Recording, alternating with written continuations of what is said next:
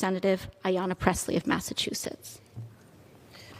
Thank you. Madam Speaker, I rise today to condemn in the strongest form the vulgar language and blatant disrespect a colleague directed at Congresswoman Ocasio-Cortez. As the Congresswoman stated, we are not on the House floor today because of just one callous incident. Unfortunately, what brings us to this moment are the structural and cultural conditions, and yes, the very men that have normalized the marginalization of women, and specifically women of color, since this nation's very inception.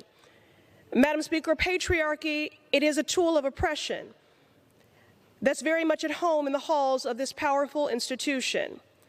Not unlike the hostile working environments and harassment experienced by countless women across the nation who dare to speak truth to power.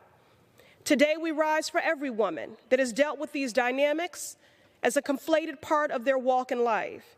Every woman that has repressed the painful rhetoric inflicted on our bodies and our lives. So suffice to say that these tired tactics to debase and marginalize are familiar, and yet still we rise. Our forefathers and our foremothers, rather, the trailblazing women elected to Congress before us, equipped us to take on a world that was built on contradictions and injustice. Because of them, we have learned how to walk with our heads held high, our legacy defined by the laws we write and the good we do on behalf of those we serve. I first set foot in this institution at the age of 19.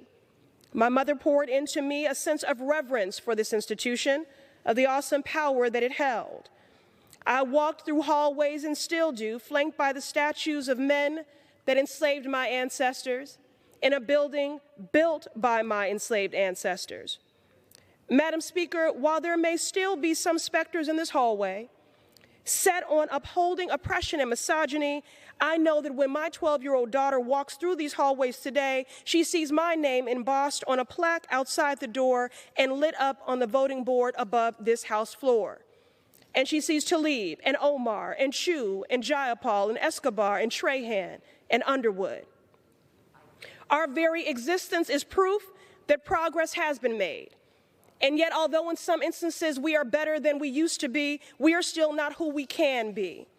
And so with my eyes fixed, clear on the challenges of the moment, but clearer still on the promise of the future, I speak to our daughters, for they are watching and carefully taking note of how we respond in this moment. So in this moment, I say to my Cora and all our daughters, you are powerful. You are limitless.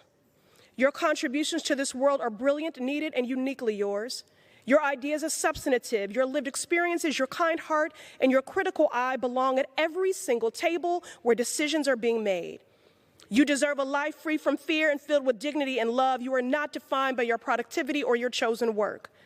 We affirm these truths to be self-evident, that women are the backbone of every family, of our communities, and we are nation builders. We believe in you fully, without reservation. You have a right to show up in the world exactly as you are. And who you are is always enough. Cora, you belong everywhere.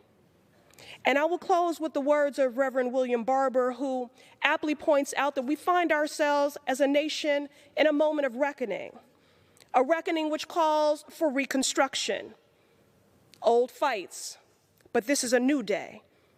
Let's build the world that Cora and all girls and women deserve, and let us begin with this very institution. Thank you. Thank you so much, Representative Pressley. And I now yield to Representative Judy Chu of California.